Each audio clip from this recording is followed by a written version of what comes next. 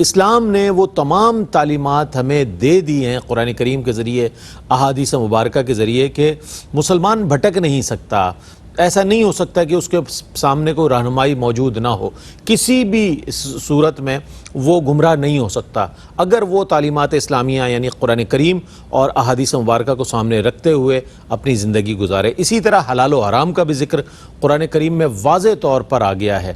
ہمارے ہاں سمجھا یہ جاتا ہے کہ جناب چونکہ رشوت حرام ہے تو رشوت حرام ہے، سود حرام ہے تو سود حرام ہے، فلاں چیزیں بہت معمولی اور میں کہتا ہوں فنگر ٹپس پر گنی جا سکتی ہیں چیزیں جس کے بارے میں لوگ جانتے ہیں کہ یہ حلال ہے اور یہ حرام ہے. بقیہ زندگی ان کی جوں کی توں گزر رہی ہوتی ہے کہ جناب ٹھیک ہے ہم نے تو چلے مسلمان ہیں اور ہم اسلامی تعلیمات کے مطابق زندگی گزار رہے ہیں، لیکن اویئرنیس نہیں ہے اور لوگوں کو آگہی نہیں ہے. اس آگہی کو بیدار کرنے کے لیے، اس آگہی کو آپ تک پہنچانے کے لیے اس پروگرام اور اس موضوع کا انتخاب کیا گیا ہے تاکہ ہم دیکھیں اپنے گرد و پیش میں، اپنے معمولات زندگی میں کہ کہاں کہاں ہم غلطی کر رہے ہیں اور حلال کیا ہے حرام کیا ہے. پہلے اس کی اہمیت کو جانیں گے انشاءاللہ کہ آیا اس کے عذرو قرآن اس کی اہمیت کیا ہے، فضیلت کیا ہے. پھر اس کے حوالے سے ہم جاننے کی کوشش کریں گے کیا ہر حلال جو ہے وہ فائدہ مند ہے اور ہر حرام جو ہے وہ نقصان دیتا ہے، اور کیا ہر حلال اور ہر حرام کے بارے میں قرآن میں رہنمائی موجود ہے. یہ تمام چیزیں ہم چونکہ قرآن سے دور ہیں تو ان تعلیمات سے بھی دور ہیں، جبکہ قرآن کریم میں واضح آیات مبارکہ جن کا آج انشاءاللہ ذکر ہوگا وہ آئی ہیں کہ جس سے ہم رہنمائی حاصل کر سکتے ہیں. اسی طرح حضور علیہ الصلوۃ والسلام کی احادیث مبارکہ بھی موجود ہیں.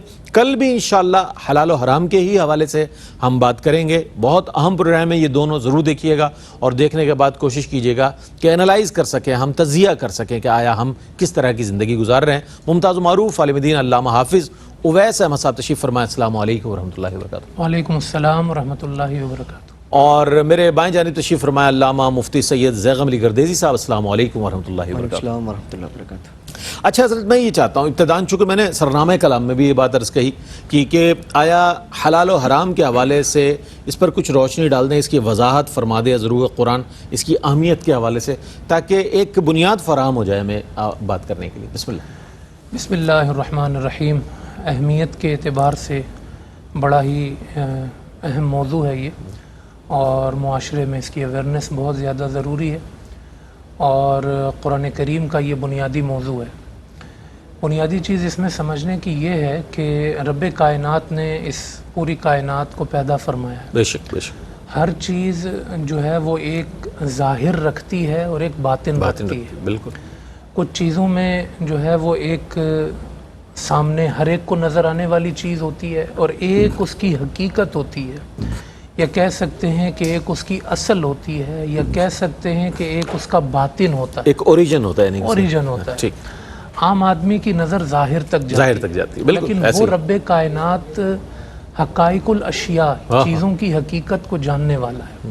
وہ ہر چیز کے ظاہر کو بھی جانتا ہے، باطن کو. بنانے والا وہ ہے نا، تو جو بنانے والا کو اس سے زیادہ بہتر کون جانے. کیا بات. وہ خود ظاہر و باطن، والاول والآخر والظاہر والباطن. اب انسان جو ہے نا وہ چونکہ چیزوں کے حقائق تک اس کی نظر نہیں جا سکتی، اس کے فہم و فراست کی، اس کے عقل و شعور کی ایک حد ہے، ایک لمٹ ہے. تو انسان اپنی عقل کے اعتبار سے، سوچ اور سمجھ کے اعتبار سے چیزوں میں یہ وضاحت نہیں کر سکتا کہ کیا چیز حلال ہے اور کیا چیز حرام ہے. آپ دیکھیں نا کہ اہل عرب پہ یہ شبہ وارد ہوا، کہنے لگے کہ بھئی بیع کرنا جائز ہے، حلال ہے، تو سود کیوں ناجائز ہے؟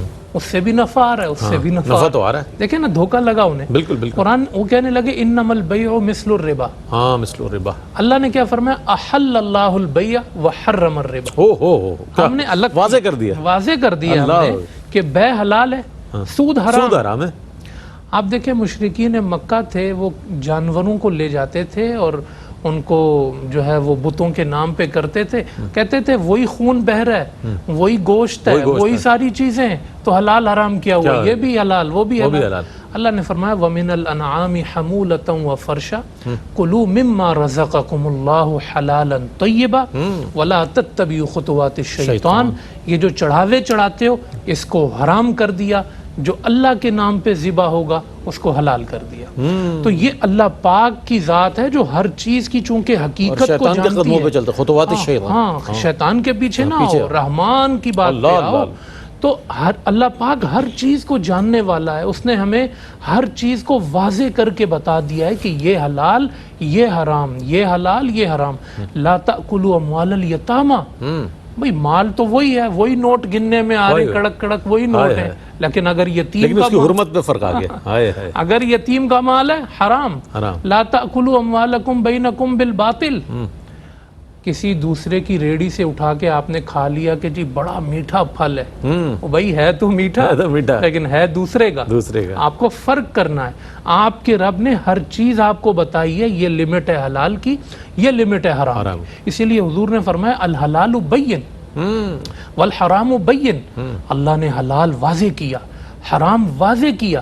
وبینہما امور مشتبہات, اس میں بعض چیزیں شبہ والے بھی ہیں. ہمارا دین کہتا ہے حرام تو بڑی چیز ہے, شبہ والی چیزوں سے بھی اپنے آپ کو بچا لو.